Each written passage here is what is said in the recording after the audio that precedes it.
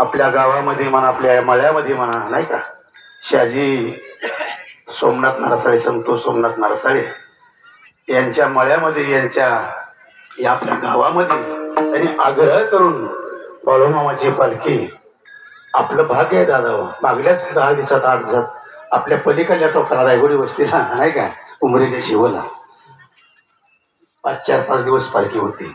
त्याही ठिकाणी आपल्याला आनंद घेता आला.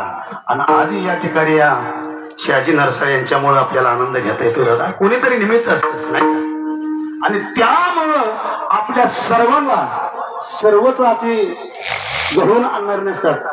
एक कोणीतरी अपवाद एखादा असतो आणि त्या निमित्तानं आपल्या भाविक भक्तांनी या बाळूमामाची सेवा घडावी, बाळूमामाचं दर्शन व्हावं, बाळूमामाची आपल्यावर कृपा व्हावी, या उद्देशानं आपण या ठिकाणी जमत असतो दादा.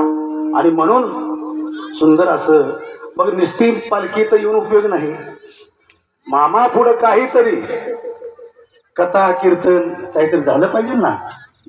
नाहीतर देऊळ बांधलं, देवळामध्ये देवही वास्तव्य झाला, देवाचं नाही पण प्राणप्रतिष्ठा केली, देवाचं वास्तव्य झालं आणि मग तिथं काहीच भजन होत नाही, कीर्तन होत नाही, पोथी होत नाही, काय उपयोग आहे त्या देवळाला चालते देवाचा तर नाही. त्याच्याकरता नाही का आपल्या मळ्यामध्ये बाळूमामाची पालखी आली, नाही का, देव घरा आला देव घरा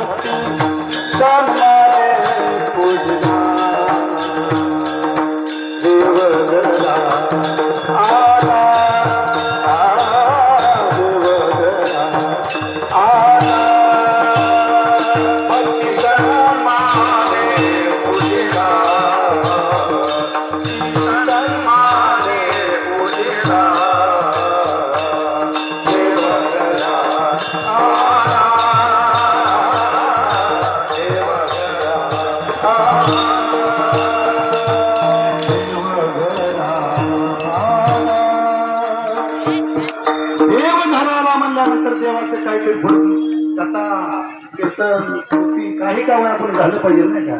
भक्ती सन्माने पूजिला, देवाची पूजा झाली पाहिजे आणि ते पूजा होऊन सुद्धा सजराव भागत नाही, त्याच्या पुढे कथा कीर्तनही झालं पाहिजे. पुढे आरामाने कथा, पुढे आरामाने कथा, गंधमाळा बुका आचिदा आचिदा आचिदा देव घरा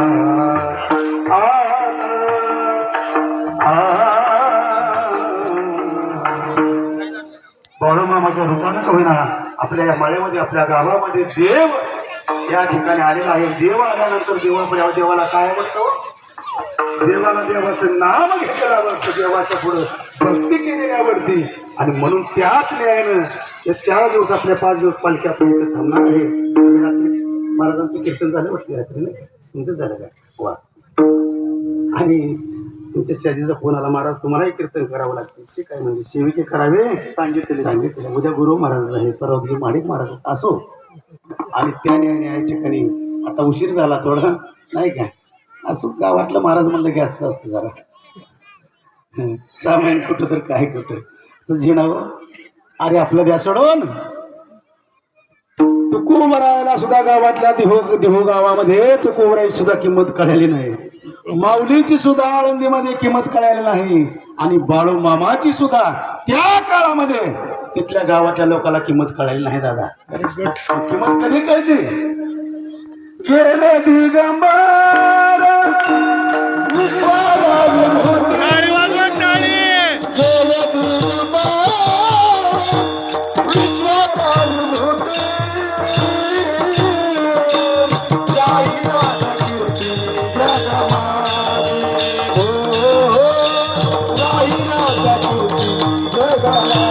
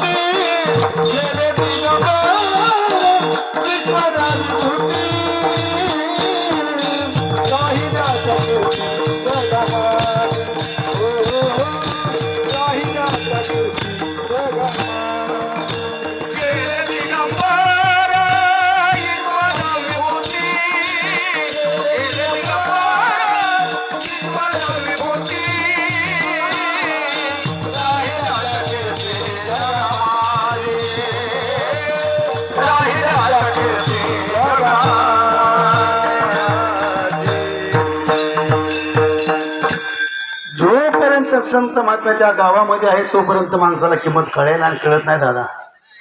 पण ज्या वेळेस संत महात्मा आपला अवतार संपवतात आणि मग त्यांची कीर्ती चालू होती. नाही आहे तोपर्यंत कळत नाही हो. अरे तुकोबराला कळालीच असती तर तुकोबराला काठीला मारलंच नसतं. आणि कीर्ती कळालीच असती संत महात्म्याची माऊलीला. जे कुणी भिक्षा दिली आणि त्यात माती मिसळावी आणि ती भिक्षा ती झोळी भरून टाकावी. नाही का किंमत कळालीच असती तर बाळूमामावर सुद्धा असं आघात येऊच दिलं नसतं त्या लोकांनी. माणसं कसं असतात दादा. संत नव्हते जगात माणसा त्यासारखे. संत दिसायला माणसं असतात दादा माणसासारखे पण माणसासारखे नसतात. देवते संत देवते संत निमित्त त्या प्रतिमा. संत दिसायला मानवासारखं दिसतात दादा पण ती माणसं नसतात ते देवच असतात. विठ्ठला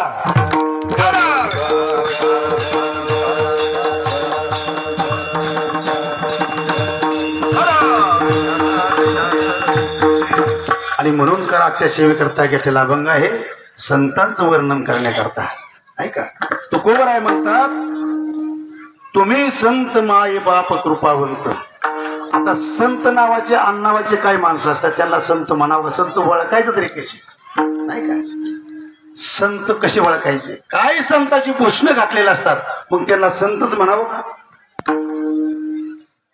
काय संतासारखे वागतात पण कृती नसती.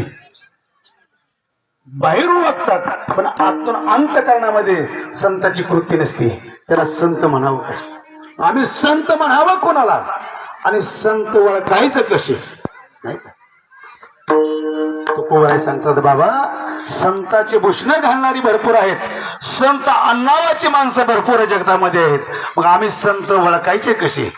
तुकोबाई सांगतात संत ज्याला कोणाला संत ओळखायचा असेल तर त्या संताच्या अंतकरणामध्ये कळवळ असला पाहिजे. नाही का येतो कळवळा म्हणून किंवा जे का गंजले गांजले त्याशी म्हणे जो आपुले त्याची साधून वळकावा देवते त्याची जाणावा. जे का रंजले गांजले त्याशी म्हणे जो आपुले. अरे जगता करता आपला अंतकरण कळवळा आला पाहिजे. नाही का पण आपलं कसं आहे तुझं वाटू होते माझं चांगलं होते. तुझी दाढी जळली तर चालेल पण माझी बिडी पिटली पाहिजे नाही का. 2 म्हातारे होतो. आता थंडी कशी होती, आता आज जरा थंडी कमी आहे कालच्यापासून. इतकी थंडी होती किती थंडी होती. आणि आता असंच दिवस हुरड्याचे दिवस ज्वारीचे दिवस आणि 2 म्हातारे बाबा आपले रानात राहायचे. हुरड्याला कणस आलेली ज्वारी आपट्या खांडलेल्या आणि 4 वाजल्यात गारटून गेली ती. मग ती एका मी रामभाऊ म्हणतोय दादा आज गार लागते आपण जरा शेकोटी करू म्हणले. बरं उठली दोघं इच्छा शेकोटीकडे गेले. अरे म्हणजे तर काडीची पेटी आहे म्हणले माझ्या कशात. इथली काढली काडीची पेटी एकच काडी होती आणि काडी वडाय गेलं म्हणजे बोलापासूनच निष्ठून पुढे गेली गाडी.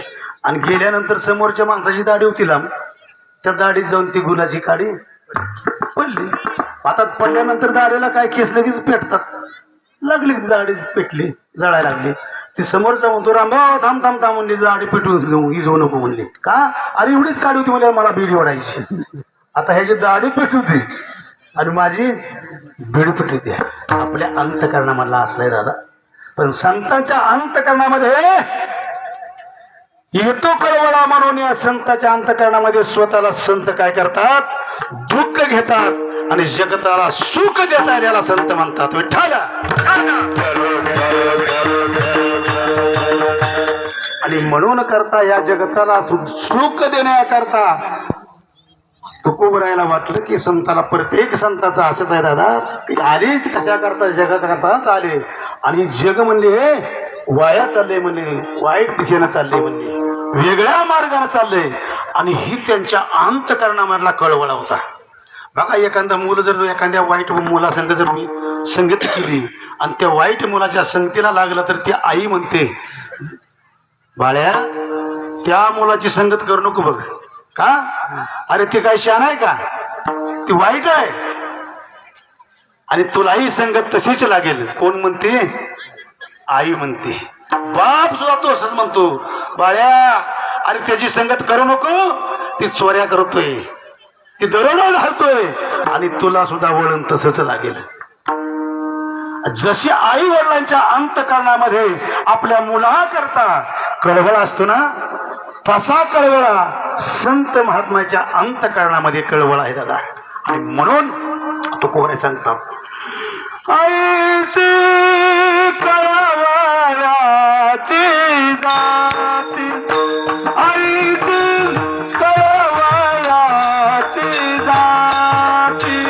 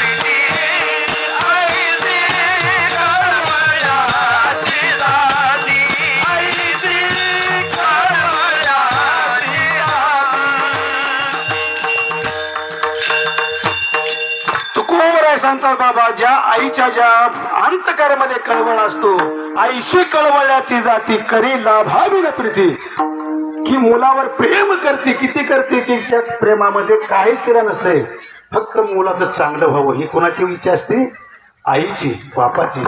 तसं तुकोबराय म्हणतात आम्ही संतांच्या अंतकरणामध्ये एवढी इच्छा असते.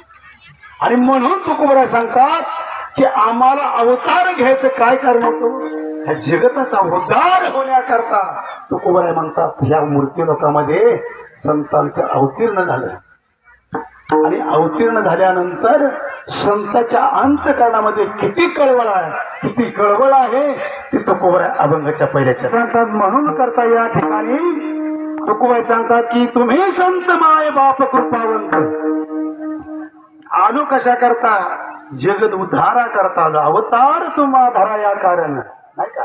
आणि उद्धाराया जड जीवा संताचे येण्याचं कारण काहीच नव्हतं दादा.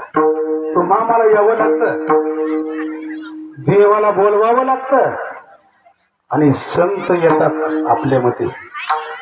संत तुम्हा आम्हाला काय यावं लागतं. मग तुकाराम महाराजांनी सांगितलं वासनेच्या संगे जन्म घेणे लागले नाही का. वासना माणसाची मरणाच्या वेळेस जशी वासना असेल ती वासना भोगण्याकरता पुन्हा जन्म घ्यावा लागतो नाही का. आणि म्हणून तुम्हा मला यावंच लागतं का आपली वासना शिल्लक राहिलेली असते. आणि देवाला बोलवावं लागतं.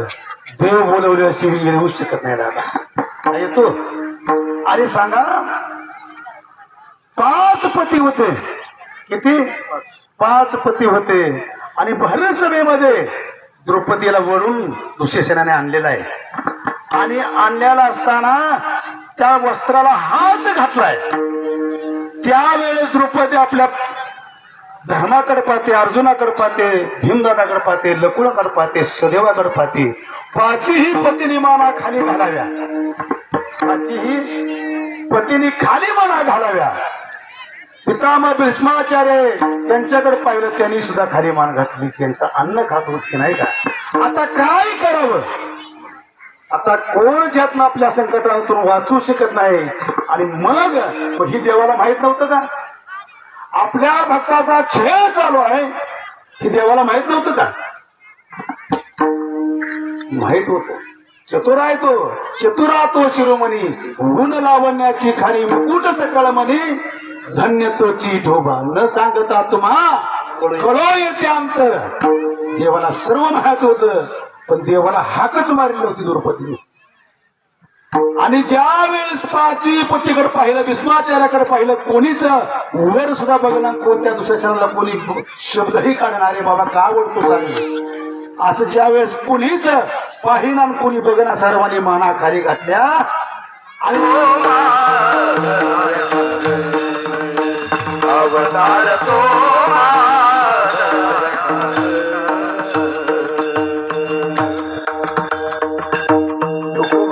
बाबा अवतार घेण्याचं कारणच आहे त्या जगता करता आम्ही जग समाज बघा. आता बाळूमामांचं वास्तव्य झाल्यानंतर समाज पुन्हा काहीतरी आणि पुन्हा जास्त परमार्थाकडे वळालाय.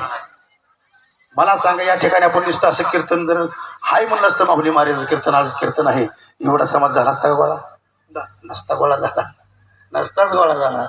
पण मला बाळूमामा बघा प्रत्येक संतांनी वेगळ्या वेगळ्या रूपामध्ये अवतार धारण केला.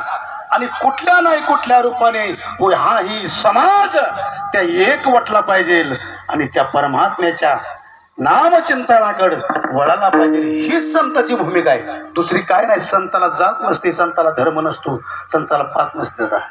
संत ही सर्व करता एकच आहे. कुठल्या जातीचा कुठल्या धर्माचा ही संताकडे नाही बरं का. मलाच बोलून गेलो. माऊली सुद्धा सांगतात तेच. यारे यारे लहान थोर याची भलती नारी नारा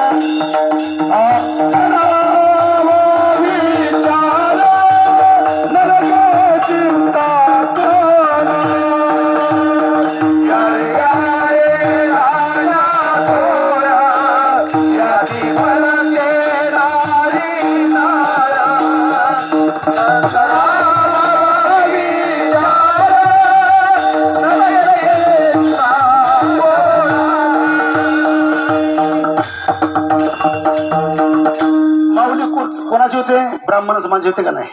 मग माऊलीने बघा ब्राह्मण समाज तर किती. पण माऊलीने काय सांगितलं. यारे यारे लहान थोर याती म्हणजे जात याती भलती नारी नर.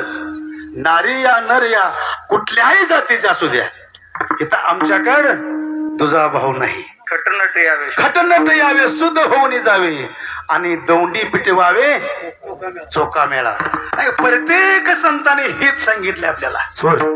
हे जरी नाही का माझं दसरा येईल, हे जरी नाही का हे जरी नाही का माझं दसरा येईल, हे जरी नाही का हे जरी नाही का माझं दसरा येईल, हे जरी नाही का हे जरी नाही का दसरा येईल, हे जरी नाही का सरत शेवटी मा काळ बांधून येईल, सरत शेवटी मा सरत शेवटी मा काळ बांधून येईल, सरत शेवटी मा सरत शेवटी मा काळ बांधून येईल, सरत शेवटी मा सरत शेवटी मा काळ बांधून येईल, सरत शेवटी मा एकाच राधरी आमचं काय बजाईल, एकाच राधरी आमचं काय बजाईल, एकाच राधरी आमचं काय बजाईल, एकाच राधरी आमचं काय बजाईल. पिंगळा पिंगळा पिंगळा पिंगळा म्हातारी बोल बोल तुझे का पिंगळा म्हातारी, पिंगळा म्हातारी बोल बोल तुझे का पिंगळा म्हातारी, ए पिंगळा म्हातारी बोल बोल तुझे का पिंगळा म्हातारी, पिंगळा म्हातारी बोल बोल तुझे का पिंगळा म्हातारी. एकनाथ महाराज पिंगळा या रूपकामध्ये तुम्हा मला सांगतात बाबा अनेक रूपके केली का, सभारूढ केले नाही का, कोणी संतांनी हरिपाठ केले, कोणी गाथा केला, कोणी ज्ञानेश्वरी केली. मग ह्या माध्यमातून तर ह्या जगताचं भलं व्हावं नाही का. आणि मग एकनाथ महाराज सांगतात बाबा ऐका, तळमळीने सांगतात, बाळूमामा येथील सांगतात बाबा आम्ही तुमच्या दारामध्ये आलो, आम्ही तुमच्या माळ्यामध्ये आलो, ऐका. नसेल ऐकायचं तर आमच्याही बापाचं काय जाणार नाही. पुन्हा 84च्या फेऱ्यामध्ये पडावं लागेल आणि एक एक कोटी एक एक जन्म कोटी कोटी फेरा आणि मग लागे वारा. एका एका युनीमध्ये कोटी कोटी जन्म घ्यावं लागतात दादा. मग हे मला सांगा, जन्म घेताना सुख आहे का हो? जन्माला येताना आणि मरताना सुख आहे का? जन्माला येतानाही सुख नाही दादा आणि मरतानाही सुख नाही. विंचू साधा चावला आपल्याला तर किती तळपायच्या आग बघा, नकाच्यापासून केस केस सुद्धा उभा राहतात. इतकी तळमळ तळमळ जीवाची होती इंचू चावल्यावर. असा इंचूपेक्षा 1000 इंचूच घालावं एक इंगळी, आणि अशा 1000 इंगळ्या मरणाच्या वेळी चावतात की चावतात, म्हणजे तेवढं दुःख होतं दादा मरणाच्या वेळी. मग मरताना सुख आहे का? मरताना सुख नाही. मग जन्माला येतानाही जीव सांगतो, देवाची प्रार्थना करतो, हे देवा एक वेळ करी या दुःखा वेगळे, दुरिताचे जाळे उगवून मला हे दुःख सहन होत नाही. या दुःखातून एक वेळेस मला बाहेर काढ, मी नक्कीच तुझं नामचिंतन घेईन. मग मरतानाही दुःख नाही, दुःख तेवढंच आहे, आणि जन्माला येतानाही दुःख तेवढंच आहे. म्हणून संत महात्मे तुम्हा आम्हाला सांगतात बाबा अरे उद्धार करू घ्यायचा, पुन्हा जन्म पुन्हा मरण हे जर चुकवायचं असेल तर आम्ही सांगतोय, आम्ही तुमच्याकरता अवतार घेतला, आमच्यावर विश्वास ठेवा, नक्कीच तुमचं भलं होईल. वाढवा या सुख भक्ती भाव धर्म, या परमात्म्याचं नामचिंतन, परमात्म्याची महती, परमात्म्याच्या नामाचा महिमा आपल्याला तुम्हा आम्हाला सांगतात, आणि तुम्हा आम्हाला देवाची ओळख करून कोण येतात कुमार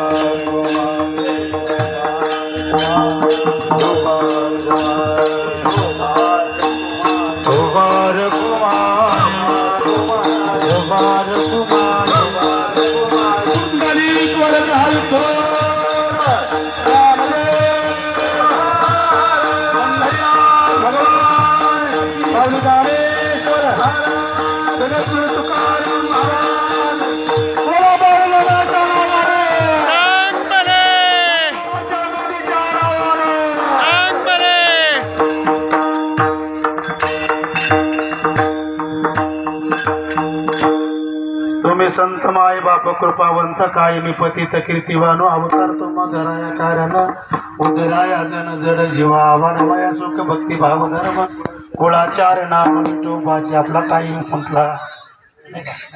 तुका म्हणे गुण चंदनाची अंगी आणि तैशी सुमी जगी संत जन अवतार तुम्हा धराया कारण उद्धराया जन जड जीवा ज्ञानेश्वर माऊली ज्ञानराज माऊली ज्ञानेश्वर माऊली